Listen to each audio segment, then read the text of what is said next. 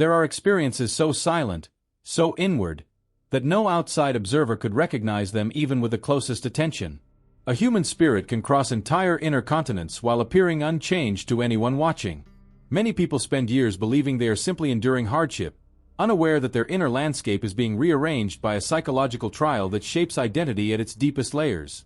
The psyche does not announce these turning points with dramatic gestures. Instead, transformative thresholds often arrive disguised as quiet endurance, long nights of confusion, invisible conflicts, and the peculiar sensation that something inside is reorganizing itself without permission. Some individuals move through this hidden passage without realizing its magnitude until afterward, when subtle shifts in perception make it clear that the change has already occurred. It feels as though the old self lost its authority, and a different center of consciousness stepped forward. Although the outer circumstances may remain familiar, the internal architecture feels rebuilt from the foundation. A sense of inner independence begins to emerge. An independence not rooted in rebellion, but in alignment with something authentic. The process often resembles a second arrival into life, a kind of psychological birth that does not interrupt daily routines but quietly transforms the meaning of everything. The first indication of this silent transformation reveals itself in how solitude is experienced. Earlier in life, being alone may have felt like punishment, a reminder of old wounds tied to abandonment or emotional scarcity. Many people carry a persistent urge to seek approval, belonging, or distraction whenever emptiness appears. These patterns function as compensations for unhealed histories. They shape choices, relationships, and identities. Yet, when the interior trial is complete, these automatic responses lose their authority.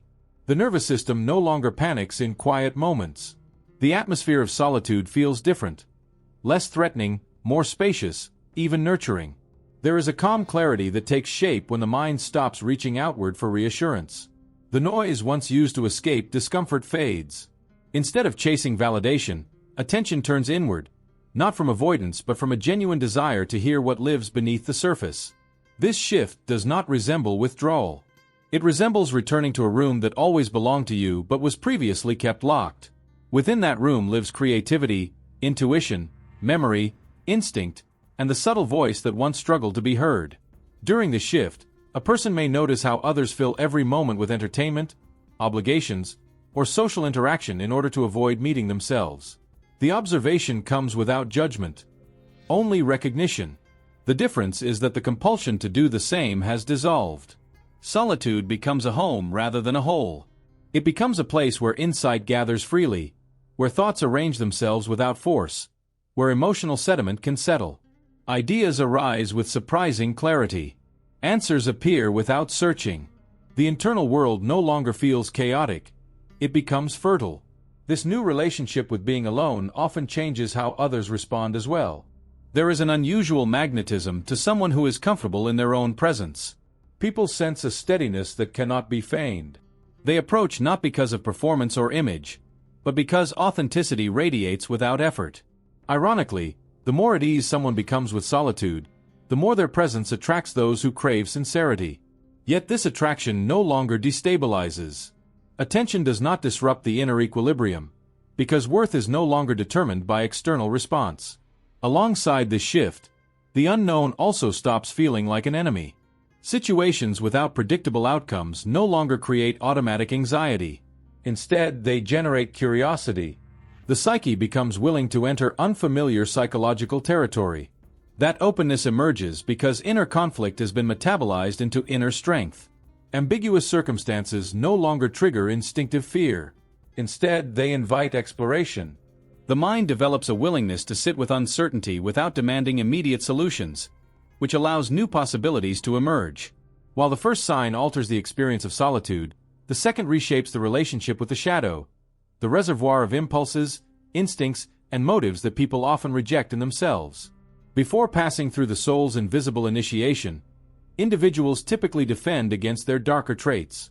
They deny manipulation, aggression, envy, pride, or the desire to dominate. They project these traits onto others, creating conflict that hides the truth from themselves. This avoidance traps consciousness inside rigid identities and creates blind spots that grow over time. After the inner trial, however, honesty becomes easier than denial. It becomes possible to look at the parts of oneself once dismissed as unacceptable. Instead of recoiling from aggressive impulses or controlling tendencies, there is a willingness to acknowledge them. This acknowledgement does not justify harmful behavior. Instead, it transforms raw instinct into usable power. The person begins to sense that every quality, light or dark, contains energy that can be directed with awareness. Anger becomes a good example. Previously, it may have erupted impulsively or simmered unexpressed, creating guilt or shame. After the transformation, anger changes shape. It becomes precise. It burns through illusions, weak boundaries, unhealthy agreements, and outdated roles. Instead of damaging relationships, it acts as a purifier that removes what no longer aligns with growth. This form of anger has intention rather than chaos. It arises not to harm, but to liberate. This deeper honesty extends beyond anger. It includes the recognition of tendencies that once operated unconsciously, attempts to manipulate situations for safety, efforts to gain approval through compliance, or strategies to control outcomes as a way to avoid vulnerability. These patterns no longer hide in the psyche's corners. They are recognized, examined, and integrated. The result is not perfection but wholeness. The integrated individual carries an unusual authenticity. People sense it even without words. There is nothing to defend, nothing to disguise. Contradictions are not edited out but held consciously, creating a natural harmony between light and shadow. The psyche stops fighting itself. This internal ceasefire generates a strength that outsiders often misinterpret as intensity, wisdom, or mystery. Yet it is simply the result of no longer running from any inner truth. Emotional storms no longer throw the individual off balance. Feelings still arise: grief, longing, disappointment, excitement, desire, but they do not possess the person. They pass through the psyche like weather through an open sky. This capacity to hold emotional extremes without being overwhelmed is one of the clearest signs that an invisible threshold has been crossed. It indicates that the inner container has grown larger than the emotions themselves. As these first two signs settle into daily life, the person begins navigating the world with a type of psychological steadiness that cannot be easily shaken. Solitude becomes a sanctuary for insight. The shadow becomes a source of strength rather than fear. These changes form the foundation for all the other signs that emerge as consciousness continues to evolve. A noticeable shift occurs when the mind no longer absorbs other people's psychological material as if it were its own. Before the inner transformation settles, many individuals become entangled in the emotional storms of those around them. Someone else's insecurity became an accusation. Someone else's fear became a responsibility. Someone else's disappointment became a verdict. The psyche once acted like a sponge, absorbing burdens that never belonged to it, interpreting external turbulence as personal failure. This pattern was so automatic that it felt natural. But when the soul completes its silent examination, something remarkable develops: a refined awareness of projection. Not in a theoretical sense, but as a lived perception. A person begins to recognize, almost instantly, when someone attributes their unresolved dilemmas to them. An emotional tone, a certain tension in voice, a glance. These subtle signals reveal when another consciousness is handing over pieces of itself. Instead of reacting defensively, the transformed individual observes. The internal reaction slows. There is no need to fix, absorb, or justify. The interaction becomes information rather than an accusation. What once triggered guilt or confusion now becomes clear evidence of another person's inner landscape. The mind views these exchanges with the objectivity of someone watching patterns in nature. Instead of being drawn into emotional whirlpools, the individual sees the mechanism behind the dynamic. They sense the fear disguised as anger, the shame hiding behind criticism, the longing behind control. This capacity does not make them cold. It makes them steady. Compassion grows, but it is no longer tied to self-abandonment. The instinct to rescue fades because the psyche understands that carrying another's psychological weight does not heal them. It prevents them from developing their own strength. Presence becomes supportive but not sacrificial. This form of compassion offers clarity without becoming entangled, guidance without interference. It honors the autonomy of others while respecting one's inner boundaries. As the ability to identify projection strengthens, emotional drama loses its gravitational pull. Situations that once seemed urgent now feel unnecessary. Triangles, manipulation, guilt tactics, and passive-aggressive tensions dissolve before reaching the transformed mind. They cannot anchor themselves where there is no internal hook. The person simply steps aside, observing without participating. This quiet refusal to engage in unhealthy dynamics often surprises others.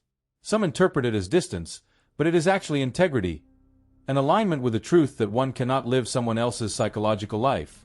This shift influences the perception of responsibility.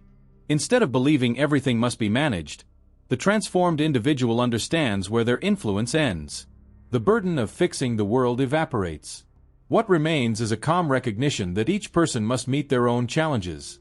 This awareness brings a level of peace that once seemed unreachable. From this clarity, another transformation unfolds. Intuition awakens in ways that feel both ancient and new.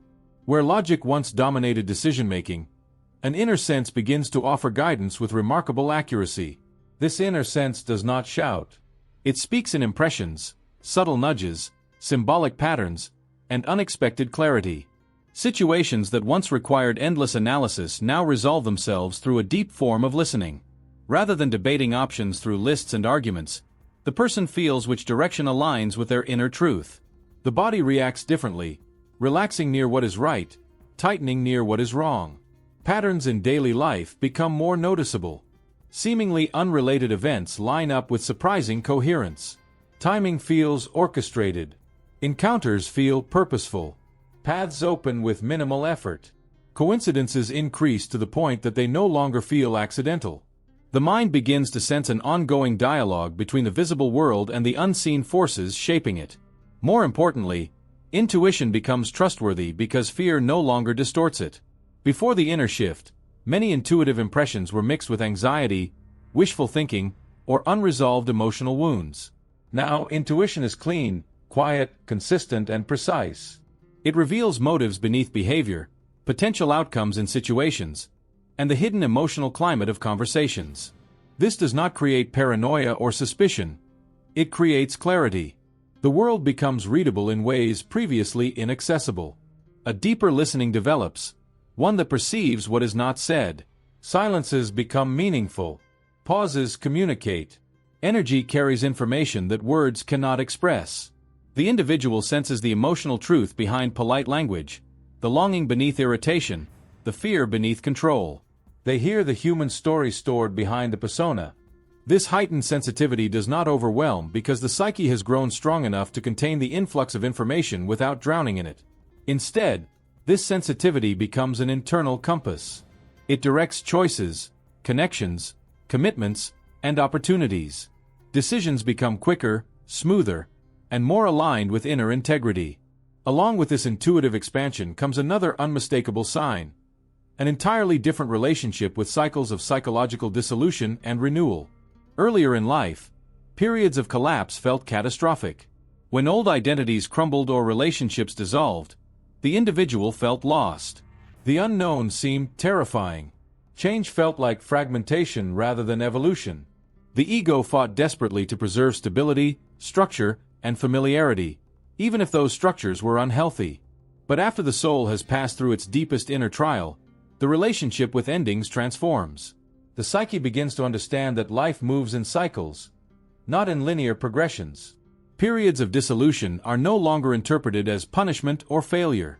They become recognized as necessary phases in psychological growth. Loss, confusion, and reorientation are not threats. They are invitations. The emotional turbulence that accompanies these transitions no longer destabilizes the individual. They recognize the pattern. Something dissolving prepares space for something more aligned to emerge. Instead of fearing uncertainty, there is acceptance. Instead of clinging to collapsing structures, the person allows them to fall. Instead of resisting the discomfort of transition, they enter it with curiosity. This shift gives rise to a form of inner courage that does not depend on heroism. It depends on understanding, the understanding that rebirth follows every symbolic death. This new awareness also changes how the individual manages energy.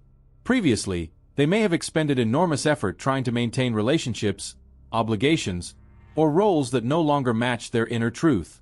Now, energy becomes precious. It is allocated intentionally rather than scattered. The psyche protects its vitality the way a skilled gardener protects fertile soil, selectively, deliberately, with respect for natural cycles. Creativity also changes. It stops functioning as a means of proving worth or impressing others. It becomes a channel through which the inner world expresses itself freely. Ideas arise not from pressure but from alignment. Inspiration flows more consistently because the individual is no longer fighting themselves. Patience deepens as well. Instead of demanding immediate results, the transformed mind trusts the rhythm of growth. It recognizes that progress often requires revisiting lessons at deeper layers. This recognition eliminates self-judgment and cultivates resilience. The person understands that their evolution does not follow a straight line. It spirals, expands, contracts, and expands again. These three signs, the dissolution of projection, the awakening of intuition, and the acceptance of cyclical transformation, interlock like pieces of a psychological constellation. Together, they mark a profound shift toward inner sovereignty, clarity, and alignment that becomes unmistakable once lived. There comes a moment when the need for external approval dissolves so completely that the idea of proving anything to anyone feels foreign. Before the internal shift fully anchors itself, many individuals measure their worth by achievements, compliments, numbers, comparisons, or imagined standards. Identity becomes tied to the reaction of others, making self-esteem rise and fall like a tide. Praise felt like nourishment. Criticism felt like threat.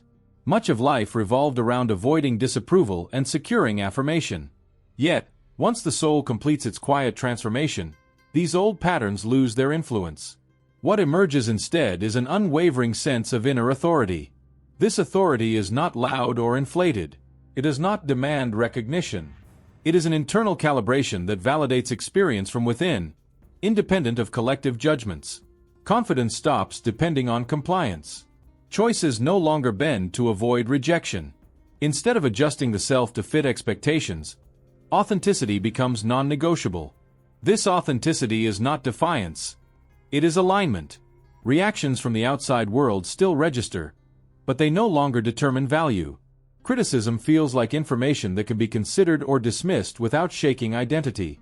Compliments are appreciated yet do not inflate the ego. Perception becomes balanced. The emotional system stabilizes because the inner compass has replaced the unstable approval of others. This new way of relating to validation transforms the body as well. Movement becomes grounded, natural, unforced. There is a visible steadiness, an ease that comes from inhabiting one's own presence fully. The individual no longer performs for acceptance. They exist with a calm self-possession that others sense immediately. The nervous system releases its old vigilance. Muscles relax in a way that signals trust in one's own inner grounding.